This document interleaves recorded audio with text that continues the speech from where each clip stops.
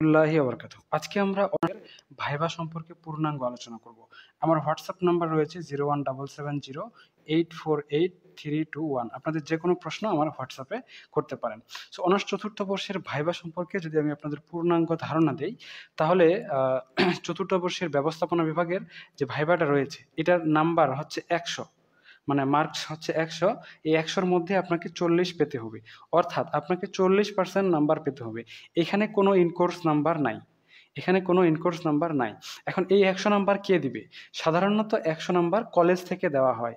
সাধারণত কি করা হয়? কলেজ থেকে দেওয়া হয়। তবে এই ভাইভাটা আ আপনার কলেজে নেওয়া হলেও ২টা পক্ষ থাকবে এখানে আপনাকে নাম্বার দেওয়ার জন্য। একটা হচ্ছে আপনার কর্তৃপক্ষ, মানে আপনার কলেজ কর্তৃপক্ষ। আরেকটা হচ্ছে বাইরের আ কর্তৃপক্ষ, মানে বাইরের কর্তৃপক্ষ যারা বাইরে থেকে আপনার ভাইভাটা নেবে, হ্যাঁ? এই ভাইভা পরীক্ষাটা কিন্তু হচ্ছে ৪ ক্রেডিটের। তার মধ্যে ২ ক্রেডিট পেলে আপনি পাস। অর্থাৎ এখানে আবার 50% ক্রেডিট পেতে হবে। তবে চিন্তার কোনো কারণ নেই। এই ২ ক্রেডিট মানে হচ্ছে ৪০ মার্কস। সাধারণত ভাইভায় কাউকে ফেল করানো হয় না। সাধারণত ভাইভায় কাউকেই ফেল করানো হয় না। আপনি যদি স্যারের সাথে তর্ক না করেন, স্যারের সাথে কথা কাটাকাটি না করেন, তাহলে আপনাকে ফেল করবে না। এখন ভাইবার জন্য কিন্তু অনেক বিষয় রয়েছে প্রস্তুতি নেওয়ার জন্য। যেমন ভাইবা হলের পৌঁছানোর পূর্বে আদব এবং ভাইবা হলের আদব, এরপরে ভাইবার জন্য পোশাক, এটা পুরুষদের জন্য কেমন হবে, মহিলাদের জন্য কেমন হবে, তারপরে ভাইবার জন্য প্রয়োজনীয় প্রশ্ন উত্তর কি হতে পারে, ভাইবার পরীক্ষার ফলাফলগুলো কেমন করে প্রদান করা হয়। এই অনেকগুলো বিষয় রয়েছে। এইগুলো সবগুলো বিষয় কি করতে হবে? আপনাদের প্রস্তুতি নিতে হবে। সো ভাইবা আপনাদের জন্য এই সবগুলো বিষয় আ মানে আমার তো আর ২-৪ মিনিটে আপনাকে ব্যাখ্যা করে দেওয়া সম্ভব না। এর জন্য আমরা অনলাইনে একটা ব্যাচ খুলেছি। ব্যাচের নাম হচ্ছে ভাইবা স্পেশাল ব্যাচ। এটা ফেসবুকে খোলা হয়েছে। এই মুহূর্তে ১২ জন সদস্য রয়েছে। আমাদের এই ব্যাচটা খোলার ৭-৮ দিন হইল। আপনারা যুক্ত হতে পারেন। মাত্র ৳১০০ এই নাম্বারে পার্সোনাল সেন্ড মানি নগদ অথবা বিকাশে করলে আমরা আমাদের এই গ্রুপে ঢুকাই দেব।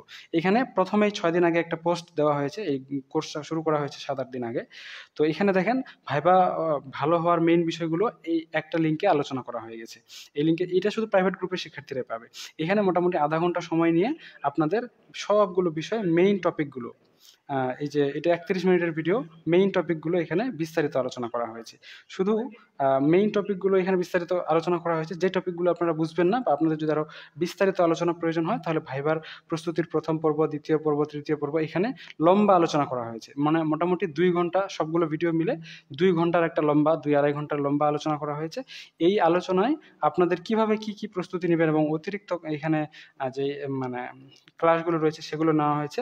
এই যে মানে ভাইভা হলে পৌঁছানোর পূর্বে আদব কি হবে, আপনার পোশাক কেমন হবে, আপনার জন্য প্রশ্ন কেমন হবে, প্রশ্নের উত্তর কেমন দিবেন, ভাইবার ফলাফল কেমন হবে এবং আমার অভিজ্ঞতা কি, আমি কয়টা ভাইভা দিয়েছি, এখানকার মধ্যে ২ টা ভাইবার অভিজ্ঞতা এখানে শেয়ার করা হয়েছে। তো এই সবকিছুই যদি চান তাহলে আমাদের অনলাইন ব্যাচে পড়তে পারেন। আমাদের ব্যাচে ভর্তি এভেইলেবল রয়েছে। আপনি যেকোনো সময় ঢুকতে পারবেন। চলুন শুরু করা যাক। ভাইবার জন্য আপনাদের তারপরেও আমি শর্টকাটে কিছু বেসিক দিয়ে দিচ্ছি যারা প্রাইভেট ব্যাচে ঢুকবেন না। সো ভাইবার জন্য আপনি পরীক্ষার ড্রেস কেমন হতে পারে? আপনার ভাইবার ড্রেস হতে হবে ফরমাল। আমি এক কথায় বলে দিচ্ছি, ফরমাল। আর ফরমাল ড্রেস কেন প্রয়োজন? এমনিতেও আপনারা ভাইভা দিচ্ছেন মানে চাকরির প্রস্তুতি নিবেন কিছুদিন পর। সো ফরমাল ড্রেস আপনাকে এমনিতেও পড়তে হবে। এখন ড্রেসটা সাধারণত কেমন হয়? আমি আপনাদের একদম সোজা বাংলায় নরমাল ফরমাল ড্রেস রেকমেন্ড করছি। সেটা হচ্ছে আপনারা সাদা শার্ট পরবেন, শেষ। কালো প্যান্ট পরবেন, বাদামি অথবা বাদামি অথবা কালো জুতা পরবেন। বাদামি অথবা কালো জুতা। জুতা বলতে আমি শু বলছি, লোফার কিনবেন না। লোফার না কেনাই ভালো হবে। আর যেহেতু আপনারা চাকরির বাজারের প্রার্থী, 4th ইয়ারে ভাইবা দিলেই তো আপনি চাকরির জন্য ট্রাই করবেন। তো সেইখানে তো আর লোফার চলবে না। সেখানে তো আপনাকে অবশ্যই শু কিনতে হবে। তাই অবশ্যই শু কিনবেন। ঠিক আছে? আচ্ছা বেল্ট আপনি বাদামি অথবা কালো নিতে পারেন। যেকোনো এক কালার। তবে খেয়াল রাখবেন জুতা আর বেল্টের সাথে ম্যাচিং রাখবেন। কালার কম্বিনেশন যেন ঠিক থাকে। এবং ঘড়ি আপনি বাদামি কালারের ফিতা বা বাদামি কালারের ঘড়ি বা কালো কালারের ঘড়ি নিতে পারেন। যদি পরেন, যদি না পরেন তাহলে নাই। আমি পরেছিলাম কালো। ঠিক আছে? তবে এই একটা জিনিস খেয়াল রাখবেন। এই ৩ টা জিনিস যেন কালার ভেরিয়েন্স না হয়। মানে কালো নিলে সব কালো নিবেন এই ৩ টা।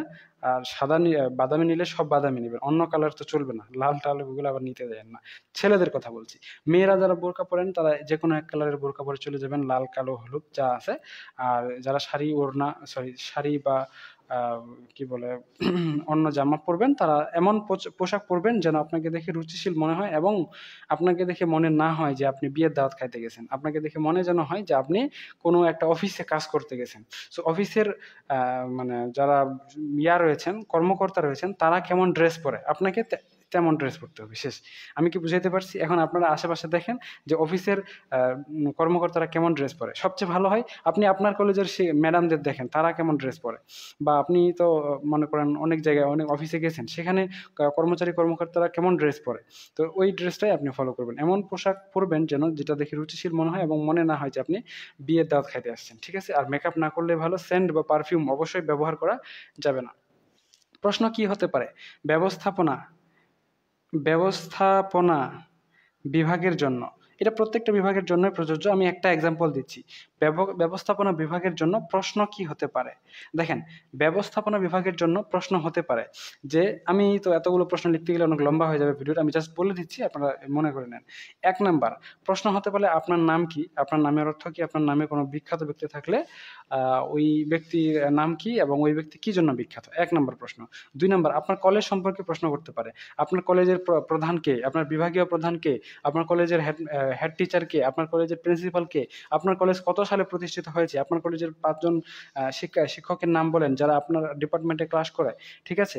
তো এই প্রশ্নগুলো করতে পারে। এরপর ৩ নাম্বার ভাইবা ভসি সম্পর্কে জিজ্ঞেস করতে পারে। বলতে পারে আপনি কি পরীক্ষা দিতে আসছেন? ইংরেজিতে বলেন। সো এইটা বলতে হয়, এটার উচ্চারণ হচ্ছে ভাইবা ভসি। তো আপনি ভাইবা ভসি পরীক্ষা দিতে গেছেন। এখন আপনাকে জিজ্ঞেস করতে পারেন আপনি কত ক্রেডিটের পরীক্ষা দিয়েছেন? আপনি কত মার্কের পরীক্ষা দিয়েছেন? কত মার্কের পরীক্ষা দিবেন? এইটা কত মার্কের পরীক্ষা? মানে ভাইবার রিলেটেড প্রশ্নগুলো করতে পারে এবং এগুলো আপনাকে লিখতেও দিতে হতে পারে।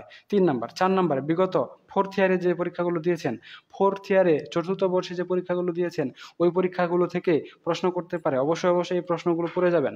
বিশেষ করে ক বিভাগের প্রশ্নগুলো তো অবশ্যই পড়বেন। খ আর গ বিভাগের প্রশ্নগুলো এক কথায় পড়ে চলে যাবেন। যেমন ব্যবস্থাপনার বৈশিষ্ট্যগুলো সংক্ষেপে আলোচনা করো। মনে করেন এটা খ বিভাগের প্রশ্ন আসছে। তাহলে আপনি কি করবেন? ব্যবস্থাপনার বৈশিষ্ট্য কাকে বলে?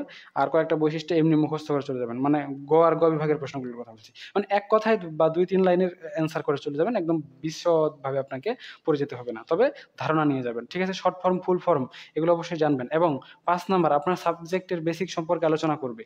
যেমন আপনি যদি ব্যবস্থাপনা বিভাগের শিক্ষার্থী হয়ে থাকেন, তাহলে আপনাকে জিজ্ঞেস করতে পারে বা আপনাকে জিজ্ঞেস করবে, এটাই সম্ভাবনা বেশি যে ব্যবস্থাপনা কাকে বলে? ব্যবস্থাপনার জনক কে? বৈজ্ঞানিক ব্যবস্থাপনার জনক কে? আধুনিক ব্যবস্থাপনার জনক কে? ব্যবস্থাপনার শ্রেণীবিভাগ কি? ব্যবস্থাপনার নীতিগুলো কি কি? ব্যবস্থাপনার ৪টি নীতি বলো। ব্যবস্থাপনার ৪টি মূলনীতি কি কি? আধুনিক ব্যবস্থাপনার ১৪টি মূলনীতি কি কি? ব্যবস্থাপনা কোথায় কাজে লাগে? কিভাবে ব্যবস্থাপনা প্রক্রিয়া সম্পন্ন করতে হয়? ব্যবস্থাপনার প্রক্রিয়াগুলো কি কি? কি কি কারণে একটি ব্যবস্থাপনা ফলপ্রসূ হয়? কি কি কারণে একটি ব্যবস্থাপনা প্রক্রিয়া বাধাগ্রস্ত হয়? এই যে সাধারণ প্রশ্নগুলো রয়েছে, এই সাধারণ প্রশ্নগুলো আপনাকে করতে পারে। তো এই প্রশ্নগুলোর জন্য আপনারা প্রিপারেশন নিয়ে চলে যাবেন। এখন যদি বলেন স্যার আমাকে এগুলো সুন্দর করে লিস্ট ডাউন করে দেন, আমাকে স্টেপ বাই স্টেপ বলে দেন। আমি কিন্তু স্টেপ বাই স্টেপ বলিনি। আমি মোটামুটি যেগুলো আমি আমার নলেজে আছে, মোটামুটি যেগুলো এখন মনে পড়তেছে সেগুলোই বলে দিছি। প্রশ্ন কিন্তু আরো আছে, হ্যাঁ? তো এখন যদি বলেন স্যার আমাকে এগুলো স্টেপ বাই স্টেপ গাইড করে দেন, কভার করে দেন, সেক্ষেত্রে আমাদের অনলাইন ব্যাচ আপনাদের জন্য হতে পারে। যেমন কথার কথা, ফর এক্সাম্পল ভাইবা প্রস্তুতির ২য় পর্বের লিঙ্কটাতে যদি আমি ক্লিক করি, দেখেন এখানে সুন্দর করে সাজায় দেওয়া আছে। উত্তর কিন্তু করে দেওয়া নাই, হ্যাঁ? উত্তরগুলো আপনাকে নিজে বের করতে হবে, কারণ এখানে অনেক বিভিন্ন ডিপার্টমেন্টের আছে। এখানে পোশাক সম্পর্কে আলোচনা করা হয়েছে, এন্ট্রি কিভাবে বসবেন, আপনাকে কি প্রশ্ন করবে, হ্যাঁ, এবং কিভাবে বাইর হবেন, সালাম কিভাবে দিবেন, আপনার আচরণটা কেমন হবে, এক্সিট কেমন করে করবেন, হ্যাঁ, এই প্রশ্নগুলো এখানে বলা হয়েছে। আচ্ছা, তারপরে প্রথম পর্বটা দেখাই তাহলে, না চতুর্থ দেখাবো, তৃতীয়টা দেখাই। ঠিক আছে? এখানে বিস্তারিত আছে। এত বিস্তারিত তো আর বলে দেওয়া সম্ভব না। আর এখানে অনেক সময় লাগবে। এখানে প্রশ্নগুলো রয়েছে। সো প্রশ্নগুলো সম্পর্কে এইখানে আলোচনা করা আছে। তারপরে প্রথম পর্বে কোথায়? এটা প্রথম পর্ব। প্রথম পর্বে আপনাদের আরো এই বিষয়গুলো, চুল দাড়ি কিভাবে কাটবেন, মানে ডিটেইলসে বলে দেওয়া আছে, একদম ইন ডিটেইলসে।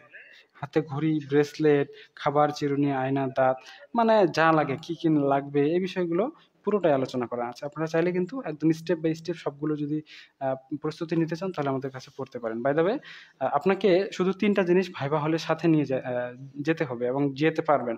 একটা হচ্ছে এডমিট কার্ড, আরেকটা হচ্ছে রেজিস্ট্রেশন কার্ড, আরেকটা হচ্ছে পেন বা কলম। তিনটার বাইরে আর কোনো কিছুই নেওয়া যাবে না, ঠিক আছে? ভাইবা হলে শুধুমাত্র এডমিট, রেজিস্ট্রেশন এবং কলম নিয়ে যাওয়া যাবে, আর অন্য কোনো কিছুই নিয়ে যাওয়া যাবে না। তো ঠিক আছে, আজকে পর্যন্তই। সকলেই সুস্থ থাকুন, ভালো থাকুন, আর আমাদের সাথেই থাকুন।